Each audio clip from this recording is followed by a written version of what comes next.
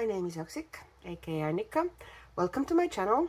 And I thought today we are going to work on this fantastic spread from Bridgerton coloring book. It is my buddy color with wonderful Maya and super talented Maya from Colored by Maya channel. And I thought to show you how I am working kind of big spread like this with acrylic washes. Now, most of this video is probably going to be kind of a sped up, and I might do some voiceover, but you know, in the beginning I thought I say a proper hello, and I might have some parts of the video where I'm actually talking while the camera is working, while I'm working. But these are now the washes. I have mixed them all up, diluted them.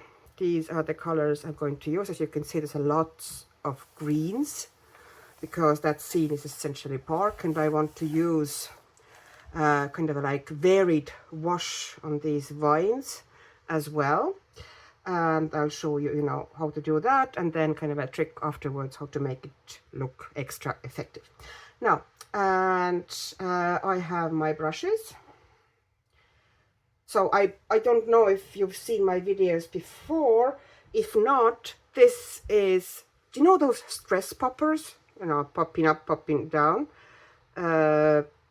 These is what I use as a palette for acrylic washes. Mainly because they're small wells like this, the paint stays wet on its own without any covering for a long time.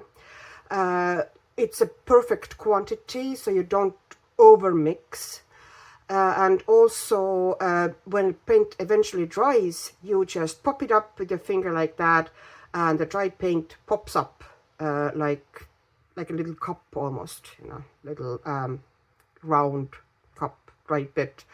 And then if there's some residue left in those wells, you can just give a quick wipe with a baby wipe, and Bob's your uncle, you have workable palette once again. So I love working in this. And I have my water, I have my brushes. This time I have two brushes. One of them is a cat's tongue, pretty banged up by now, but all the brushes that you work acrylic paint with will get banged up, so don't use your most expensive and fancy watercolor brushes for it. And this is a nail brush. These are perfect, the sets are cheap, and they work perfectly with acrylic washes and acrylic paints as well. And I like the shape because you can get into the small corners, and also you can do kind of a bigger, wider areas with it. And this is for bigger areas for me, and this is a filbert brush, number 12. The company that I, these are pretty much, I think, kind of white label things. You can get similar filbert sets for a very small price, like 12 per pack, from pretty much any platform. Amazon, it's Jouting, yeah, they're my ones, but I've seen different names for exactly the same brushes, I think. So Amazon, AliExpress, TEMU, pretty much everywhere. So the paints I'm using, just in case you are interested, it's a mix. I have some Vallejo paints, which are these ones. I have some Decor paints here. I have Amsterdam standard paints here, and I have some Umbro model paints here as well. The main thing is that they all need to be matte. Okay, and then let's get going. Of course, here's my water. Here's my paper towel, and I need to wipe the brush. And just in case, here's also a bit of baby wipe, in case I need to clean something quickly or I spill something. Okay, so I'm going to start with the sky. Let me get the water a bit sorted up here now. And for sky, I think I'm going to do pink at the bottom. Sorry, no, not pink at the bottom. See, already going wrong. I meant to do yellow at the bottom. and I meant to do kind of like soft yellow, very, very close to the horizon line here. And if I go over something, that's not an issue, because you know everything will be either worked over with water-based markers afterwards, or it's going to be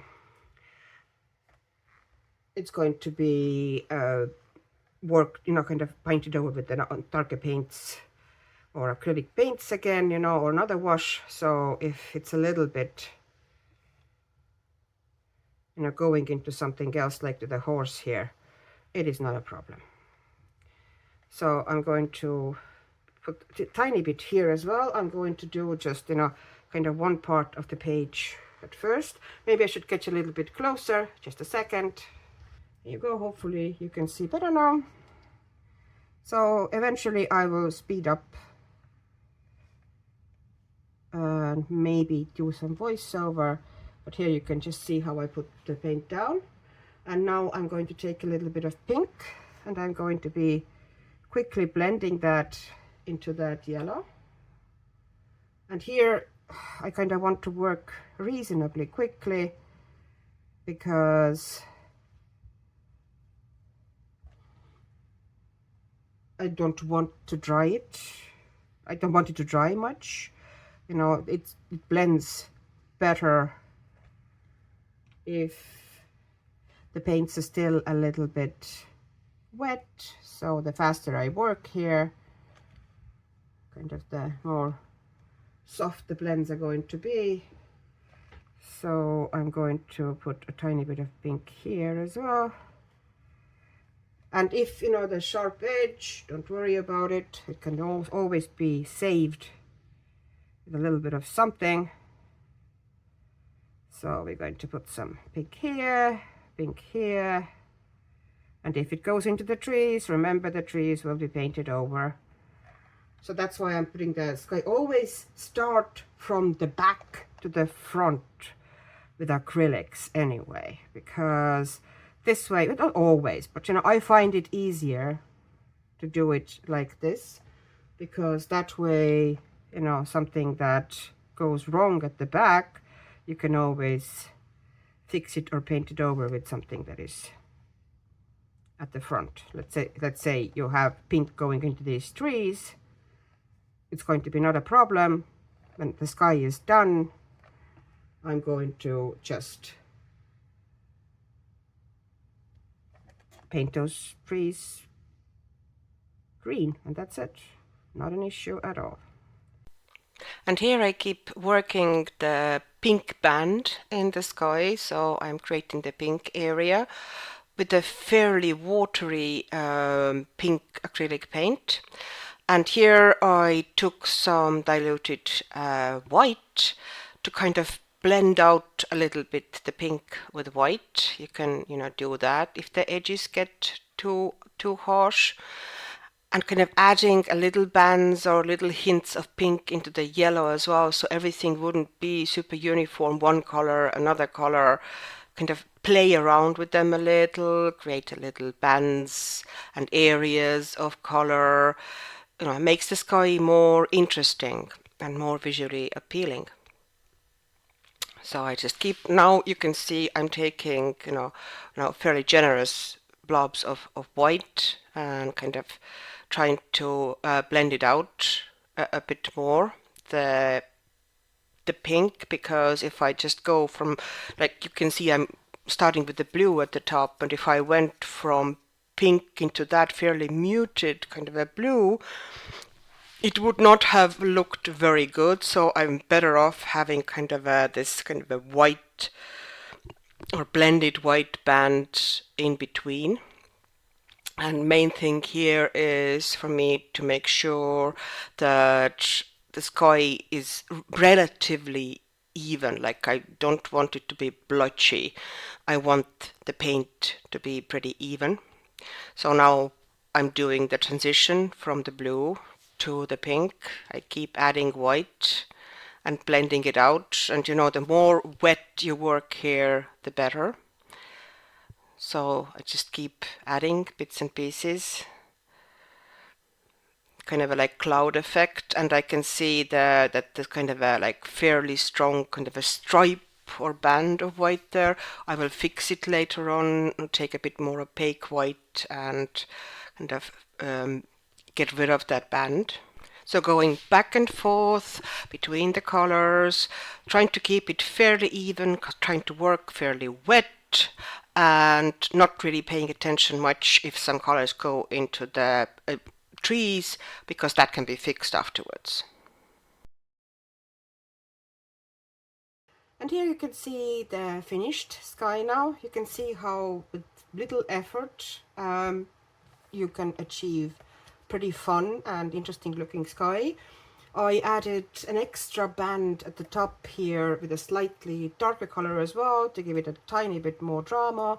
I added more white here to have this kind of a hazy and more interesting feel to the sky, and I did it slightly differently on this side so it wouldn't look like in a mirror copy. I had a little bit, the sun is obviously here someplace, so I had the yellow kind of fading away and the pink fading away, and have kind of a darker sky on this side. And as you can see, I'm not tidy at all. Here I'm lifting the page. You can see I've gone into the trees, I've gone into the horse. It does not matter at all, because since we're doing pretty much most of the basing here with acrylic wash or diluted acrylic paints, I can just paint over anything. So there. And now I'm going to do these bands here at the top and at the bottom. I'm going to put the first washes down there to get kind of a good base and more interesting feel to it. So let's see how this is going to go. I've changed my lights a little bit now, so I think it's a bit better and brighter here. Now, and we're going to do these bands here at the top and bottom. Starting, well, corner is just as good place to start as any. So I have different paints mixed up, and I will just be painting them into each other while dipping my brush kind of halfway into water in between to kind of keep it more interesting here. So I had kind of golden yellow at the top. Now I moved into very light soft green. Here I'm moving into more slightly colder green, but still kind of keeping it in fairly pastel-y. And I'm kind to go a little bit into that golden. Just the more interest and variation there is, the better. I'm going to add a little bit of neon here, just for the kicks, because I don't know, just like the idea. Very soft azo yellow.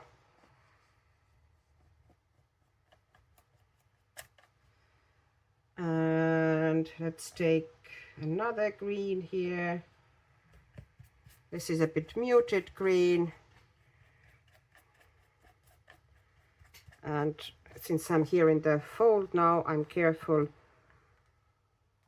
to make sure that, I actually get into the fold, that I don't have the threaded white stripe there.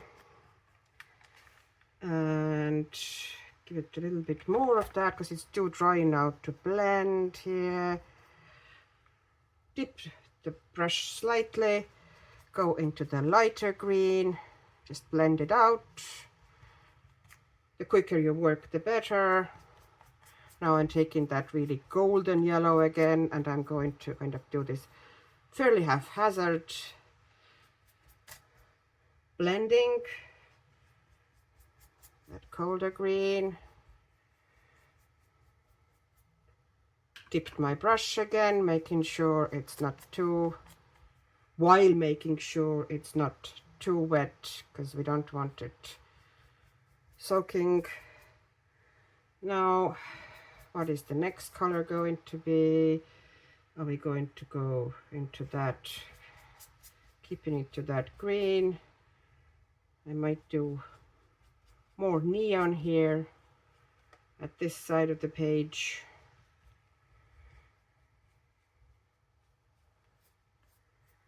Okay, and give here in the corner maybe this colder green as well, blend it out. And this is it. I'm going to leave it like this for time being. It doesn't have to be perfect, even if there's some little bit uneven blended areas here. That is not an issue. The only thing, you know, if you want to add some color, you know, strengthen some color, that's up to you. Like here, I'm going to add a little bit more yellow, kind of golden yellow into that green, and I'm going to possibly stick that azo yellow here as well. I think I had too much on my brush, so I'm going to take it off and blend it out a bit.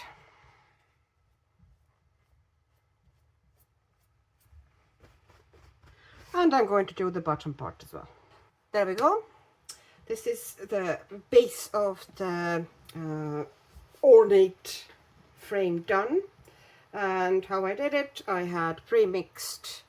There was 3 different yellows, one kind of gold, one really pale azo yellow, one neon, doesn't have to be neon, and those 2 greens here and this green, and I was just varying them as I put them down.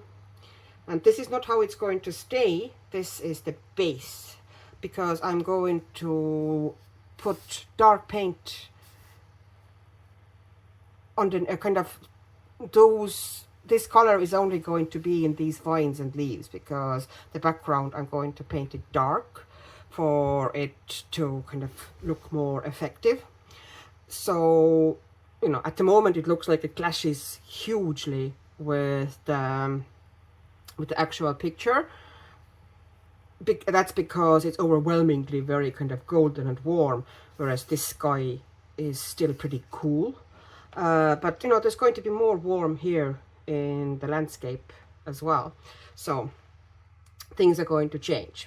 So what we're going to do next now, I think the people I might do possibly with Inktense, I haven't decided yet, but now I'm going to start on those distant hills there. I'm going to take my cat's tongue again, my small brush, and I'm going to try and pick some sort of a green that is fairly kind of a pale and distant, and I might take one of the ones that I actually used here already.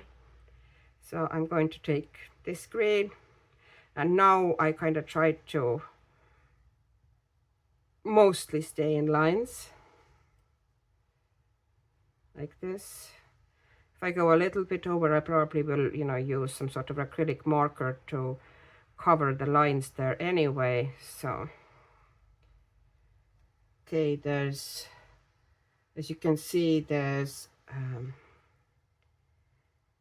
hill behind that needs to have slightly different colors so they wouldn't look exactly the same. So because I have so many different greens mixed up, I pretty much mix them now on paper. You know, I take one green, I take another. I might lift that here on the okay, I'm going to put kitchen paper underneath here. Okay, so you can see what colors I'm taking. That would have been a good idea before, but you know, better late than never. And I keep working here, so I'm taking that kind of a muted green. It's fairly distant.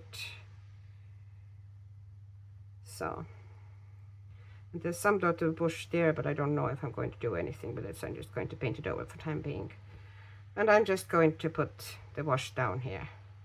But it's, you know, not going as fast as the bands went, because I kind of need to stay somewhat in the lines here. And I think this is supposed to be kind of like exposed, either rock or sandy bit here. So, or maybe it's bushes, possibly it's bushes. Possibly it's bushes, yeah. So I'm going to take something, Maybe this one here. And I'm going to give it a very, very gentle mix. I'm not dipping the brush totally in. So I'm going to put that one here. And I might add some shading onto them later, or I might not. You know, it's a distance. You don't need to get the distance too detailed. In fact, you shouldn't get the distance too detailed, because that distracts your eye. You should keep your eye focused on what is at the front. So I'm going to put here the same color on these trees. You basically kind of vary different greens, you know, mix up quite a lot of them and then vary them. I'm washing my brush. I have this piece of paper here. Okay, I'm going to take that muted light green again, put it onto this hill, a bit more of it, so it would cover the line already a little bit. And you know, most likely, as I said, I'm going to go over some of the lines with the acrylic markers anyway. So, you know, if something goes tiny bit over, it's not really a tragedy at all. So, okay, but these dark things here, I'm going to take that color again that I used before here, and I'm going to put that here. So there's a different color, and it kind of shows up. Okay.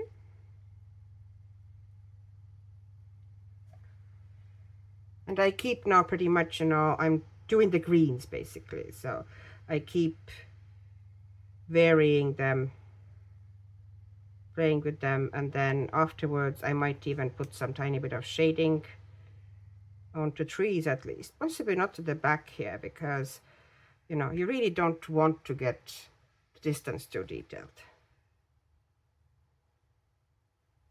So, but, you know, just have something there. Oops. Just dried it up, and that's not a problem. There's going to be different greens there anyway, but I'm going to blend it out slightly. Yeah, anything can be eventually covered. That's not a problem. If something happens, something happens. Okay, and I'm going to pull that to the side and do the other side now, because I want to kind of do the same, use the same color so I remember which colors I used on this band. So I'm gonna do that now. Here's my lazy way of doing distant trees. I'm taking this really cold, kind of an emerald greenish that, you know, does not look in any way, shape or form particularly natural. And I'm just going to put it down as a base to all this greenery here. I try not to go over the lines too much, because I don't want to start fixing the sky, but you know, if it happens, it happens. I can always fix everything. Yeah. Here's the base down, and then I'm rinsing my brush, and I'm taking already mixed up very, very light, almost white, muted green, and I'm just going to drop it in certain areas here, kind of towards the tops of the trees. I'm going to wipe off excess into my paper towel, and I'm just pushing it back a little, and if the, you know, it's too harsh of a bit here, and here we go. They have been now muted down, and just tiny bit of light and tiny bit of dark, and afterwards, if I feel like it, I might put a bit of dark pencil, you know, to kind of emphasize some bits of the tree, and maybe put, you know, some white or bright green to lighten certain bits up. And, you know, or possibly I might add some acrylic marker for texture, but at the moment I leave it as is. Next thing I'm going to do, I'm going to put in tree trunks at the back. So just taking really dark brown that I have there pre-mixed, and I've tried to keep the brush moving fluidly. Here I went a bit wrong, I got it too thick, but that's fine. It is what it is. And here again, and there doesn't seem to be any branches showing there, doesn't seem to be any trunk, but here there's a trunk, so I'm going to also put that in now. And now I'm going to do the tree trunks here at the big trees as well. I just realized that I really should do these before I do anything, you know, else. I started with the foliage there, but I realized that is not a good idea. I need to have the trunks in first. So I am going to, let me lift things a bit. Okay, I made a bit of a mess here, but that's okay. So I'm going to take some of that really dark brown, and I'm going to, they're all washes, okay, they're not, none of them are not non-diluted, and I'm going to pick up some of that much lighter brown to kind of make slightly lighter version. I might take some of that green from there as well, really light green, just for extra kind of softening up that color. This would be the base of the trunks, so I need some lightness to it as well. Okay, and I'm going to mix it up, and yeah, that's close enough, I think. Or I might add a tiny bit of white to it. Let me see.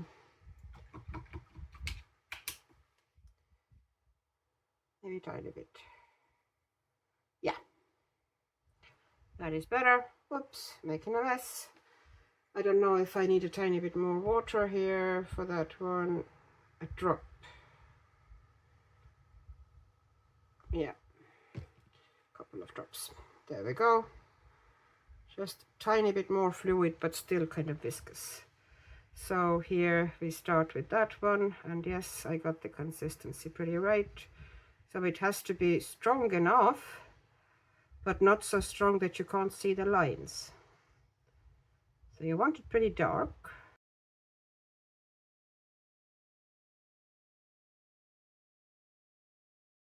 Not opaque, because you need to be able to see what you're going to be doing here.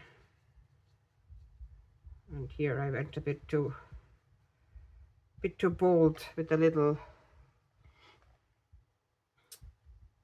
bit of a ground there, but that's okay. I can just take a bit more opaque green there. So I'm just going to base all the trees with that. Next thing I'm going to do, I'm going to add a little bit extra darkness to certain areas of the tree underneath where the greenery is covering it, and kind of certain cracks, but I won't let it dry for long. I'm going to dampen the brush and quickly blend it out, and because now the paint is dry underneath, it's very easy to blend things out with slightly damp brush. And here also at the bottom I'm going to add some extra darkness. And the tree trunk I am going to go over slightly afterwards with the pencil as well, kind of to give extra shadows and highlights, but I'm going to put a little bit of darkness down, and I already went over these branches here with dark brown, so I'm going to put darkness here. This clearly, you know, it's behind the branch. And behind this branch. Going down. There's like a crack here. Rinsed the brush. Wiped it so it wouldn't be too wet. And I'm just kind of slightly blending out the edge of the paint.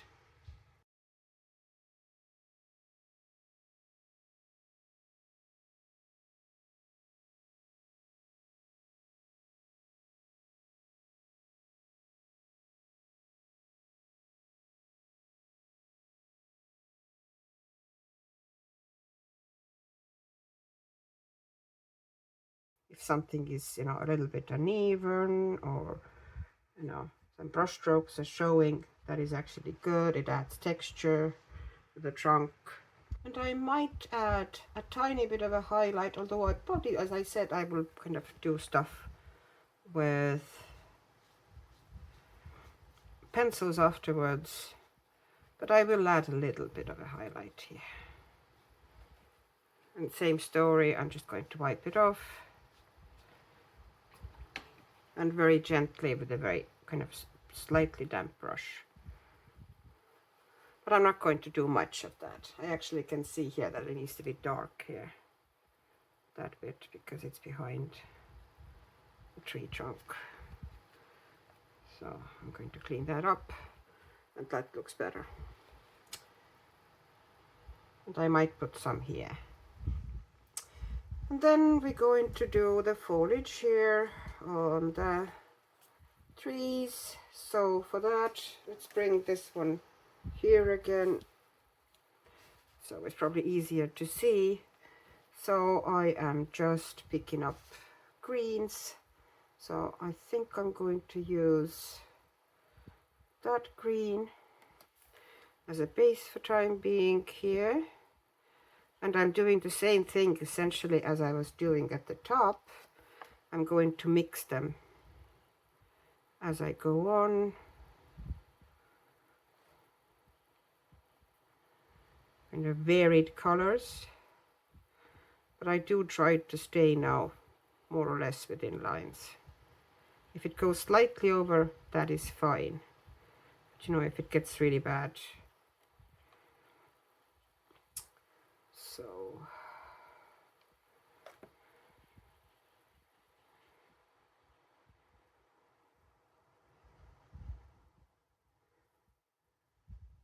and as I said, I might just stick some, you know, possibly after I've done, you know, everything is dried, I might put some pencil into the trees as well.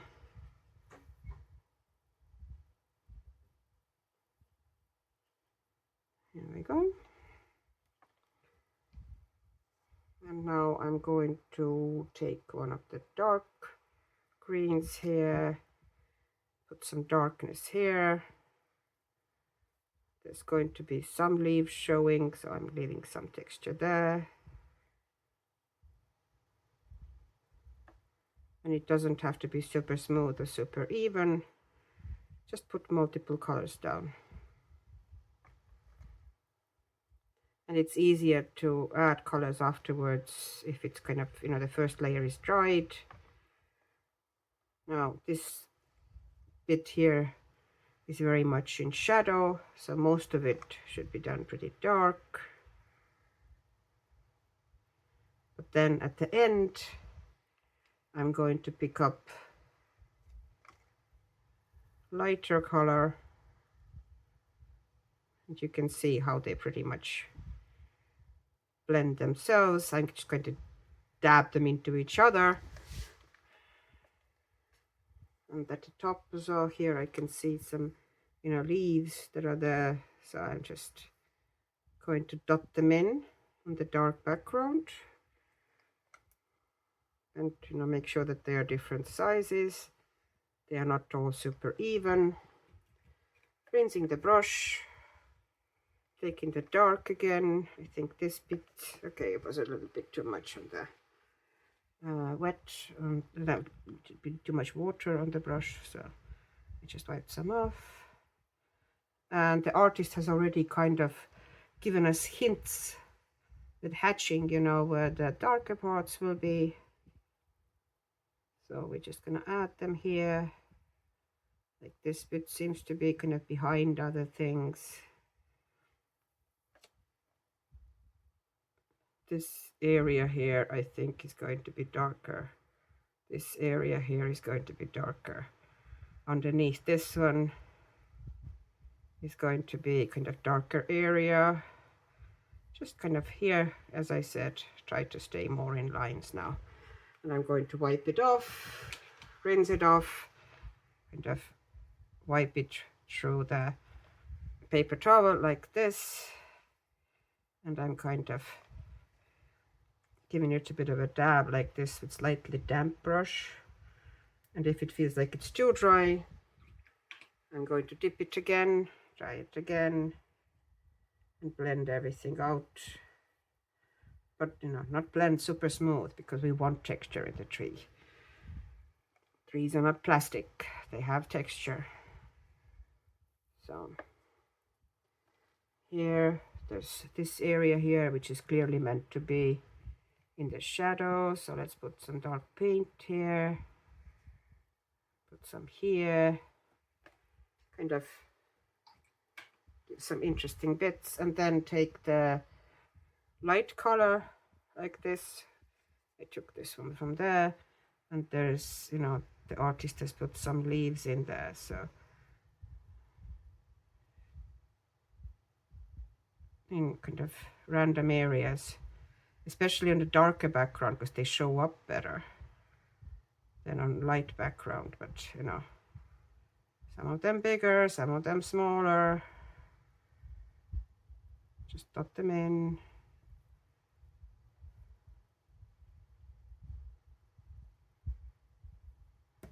And there we go. It's done. And now I'm going to take a fine brush like this one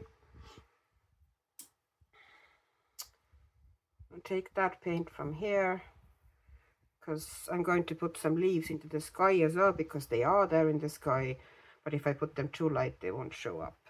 So I'm going to just dab them in like this. You know, don't try to paint them in exactly. You go with the lines, but you're not going to make sure that you have this texture of the leaves in the sky.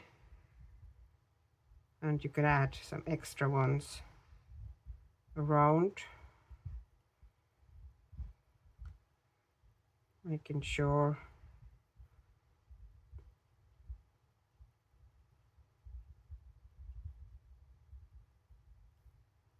now. And I'm going to do that for most of the trees now. Let's figure out what we're going to do now with the ground. So I am going to take, here we go.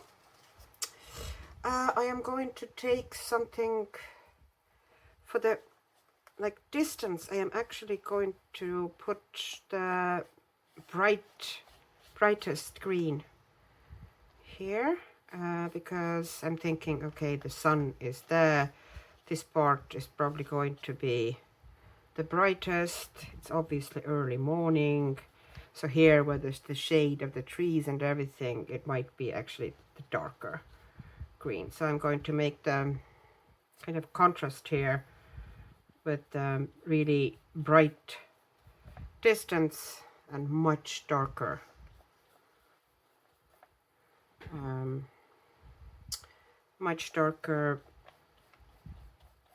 foreground here. Foreground, sorry, not foreground. Foreground. So I'm going to take that green here, which is a bit like sap green, I think. And I'm kind of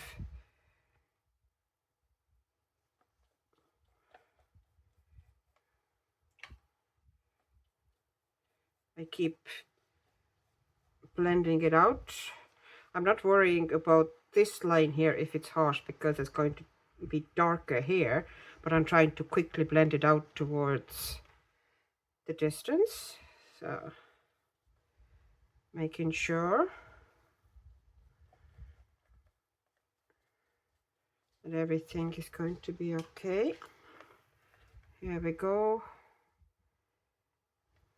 Giving it a bit more here as well, because she is going to have a shadow underneath. I would have to put that in there as well eventually. Okay, and here.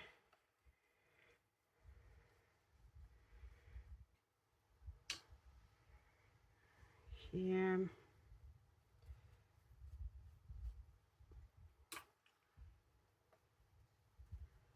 Making sure that this is blended out.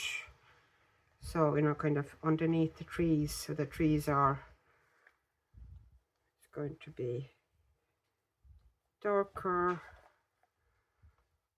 Doing the same thing here. Making sure that this band of sap green, which is probably not called sap green, but you know, that pretty much would be kind of the closest that you would call it. And as you can see, this scene is getting warmer and warmer and more vibrant as I go along. This is my typical super saturated page, it seems. I like my pages pretty bright. Okay, and now I'm going to take something really dark that also kind of needs to quickly be is that the color I'm going to take? I guess this is going to be now very dark, and I'm going to rinse it out quickly.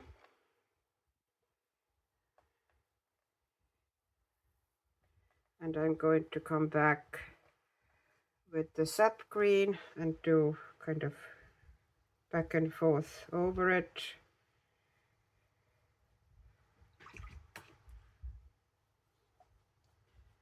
There you go.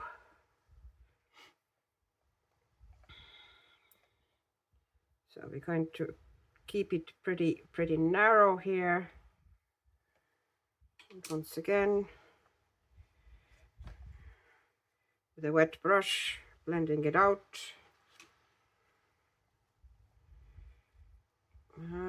Here I see I kind of went a bit overboard, so I'm going to put some more in there.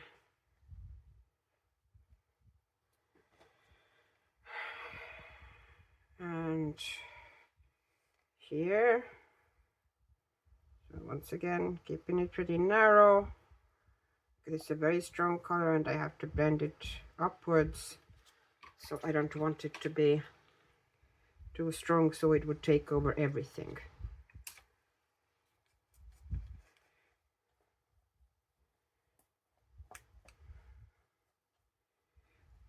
Okay, and I'm going to take you here.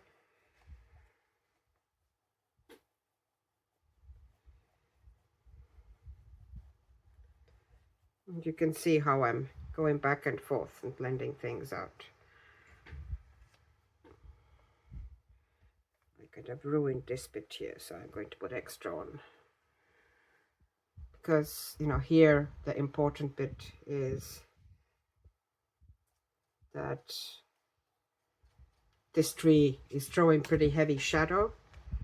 So I'm kind of deliberately going pretty dark here in this area.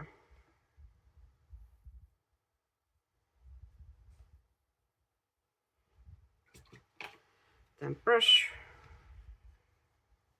There we go. So other side kind of in that style as well. Oh, actually I need to put some shadow underneath here. So she is going to be like this.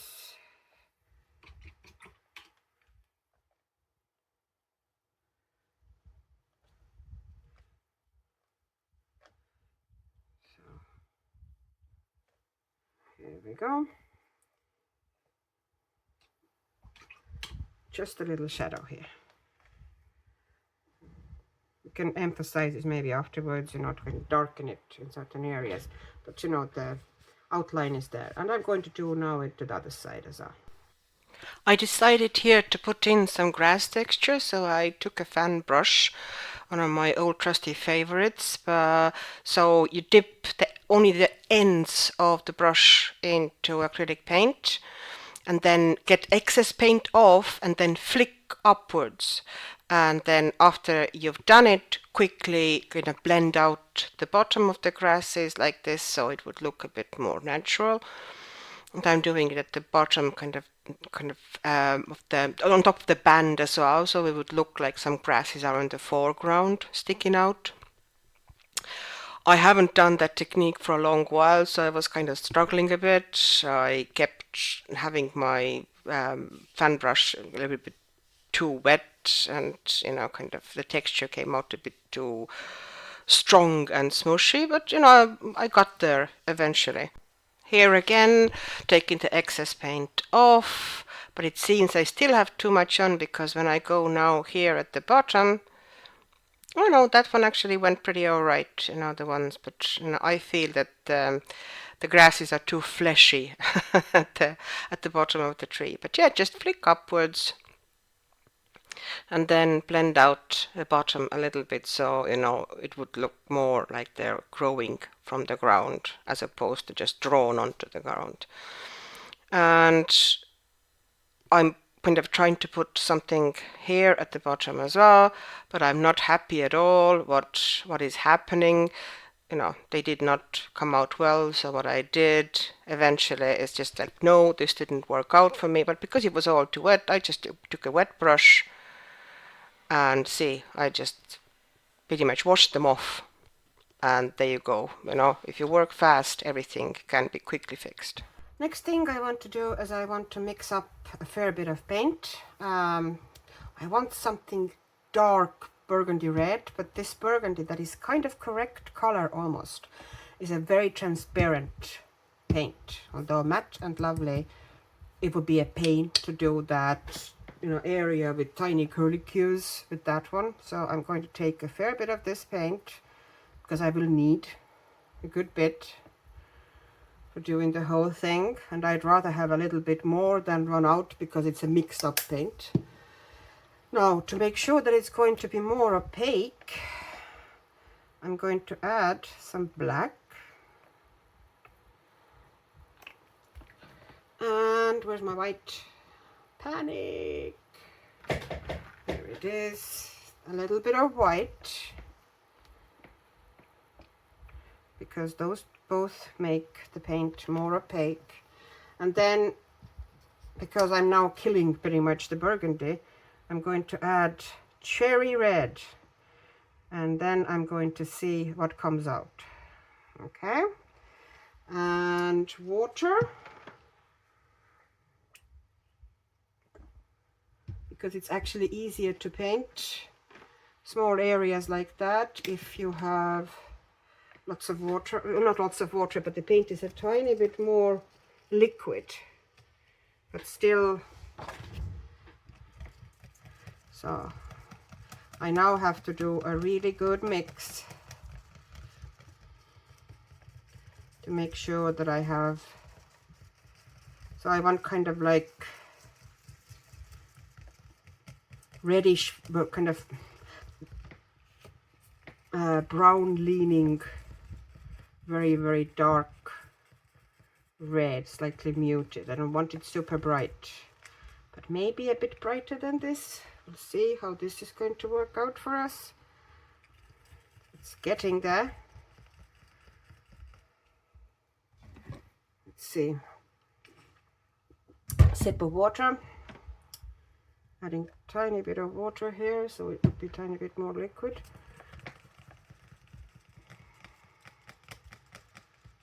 I want it to be a consistency of slightly, very slightly whipped cream in the first stages of the whipped cream, when it still drops off like this, and it drops. Okay, I'm going to take the paint off the brush handle. Let's test.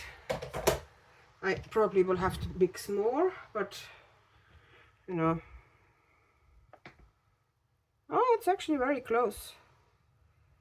And the way you want to work in those tiny areas is basically you have your brush pretty soaked and you don't touch paper hard at all. You kind of barely touch it, and then you keep moving the paint, kind of the puddle of the paint around. So it's a fairly thick layer. You can see here. And this way the brush strokes will not be visible. So I can get there, but I want it a tiny bit brighter, like a little bit more red to it. So I'm going to, because at the moment it's very purple leaning and I want it a little bit warmer. Tiny bit, but still. So I'm going to add a bit more cherry red to it. See how this is going to work out for us. I do not want to lighten it. The darkness of it is exactly what I want, but I want it slightly brighter.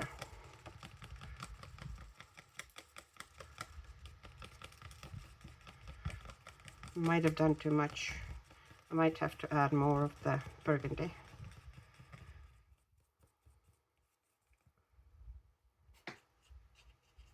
Okay, yeah, it's getting there. And the opaqueness is definitely now improved. So I'm going to add a little bit more burgundy. And then I'm going to have to do loads of different pages, backgrounds with this one. Because I now kept adding stuff, there is a lot of this paint. Then again, there's a pretty big surface I have to paint with it. So we'll see. Yeah, that's the color now. That's the color I wanted. I don't know if you can see. Kind of dark, almost brown red, the burgundy. Very muted but beautiful. So this is what I wanted. I don't know if I want it slightly thinner, so I can apply it with a more of a bead method. And then I'll show you the bead method. Now, we're working on this beautiful band of ornate acrylic hues. So this is a round brush. It's once again one of those cheap Chinese ones. And the paint is fairly liquid. And I want it to be liquid because I want to pretty much like this carry the bead of the paint around the curlicue, and if there's tiny bits there, I will ignore them. Like I just painted over this tiny little leaf. You know, I don't really care that much. But you can see how, you know, kind of wet, thick layer I'm going to leave. It has to be like this. You dip it in,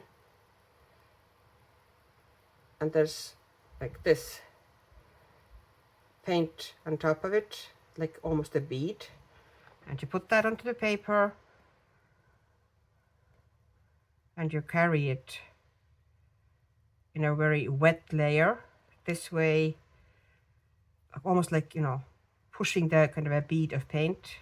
And when you feel it's getting too dry, you just dip in again, and this way you need to do only one layer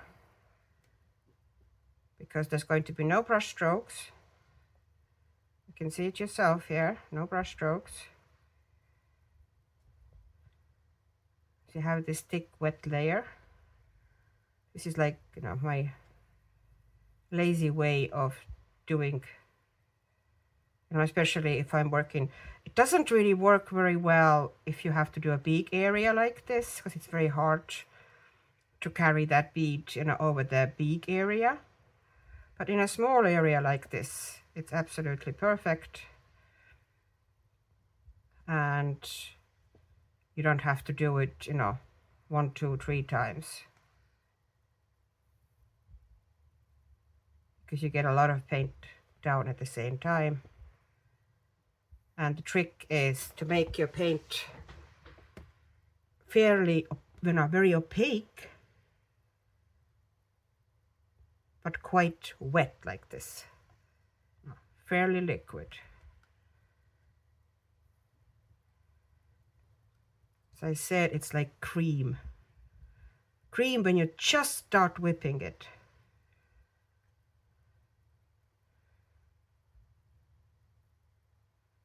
When it just that slightly becoming viscous, a kind of thickening. That's how it's going to work. And once it dries, you know, it might have maybe, you know, a couple of tiny brush marks here and there, which would be super easy to cover up, but I don't usually bother. But, you know, just keep it very wet. I keep dipping, as you can see, all the time. I don't know if that's now a little bit better. So you're very close here, so you can see how I am not pressing onto the paper at all. I'm working with a, I don't soak the brush in the paint. I only dip it kind of halfway, but I make sure that I have this fairly thick bead of a paint here, that it's very wet, the tip. And here you go. And I apply the paint in this fairly thick layer. It is probably a wrong way to do it, you know, if you go by, you know, how you're supposed to use your paint, but whatever works for you, you know, there's, and your purpose. And this is, you know, to get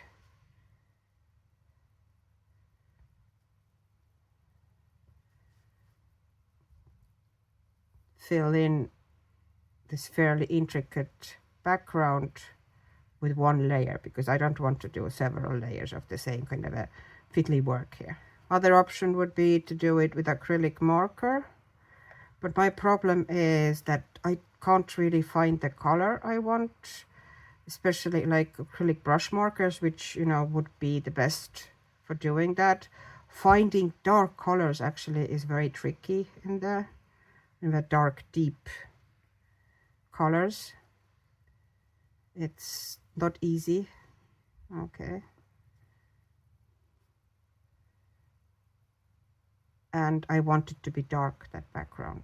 This is now the border finished. As you can see, it came out pretty all right. There are some areas where the paint was a little bit too diluted, I find. I don't know if you can see it very well.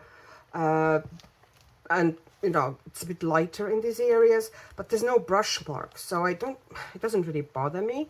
It doesn't have to be super perfect, as long as, you know, the contrast is there, and it definitely is.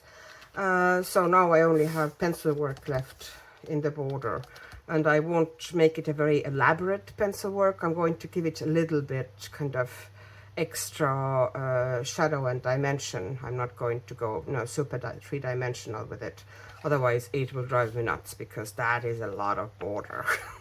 That's a lot of ornament to, you know, work over. Then again, famous last words.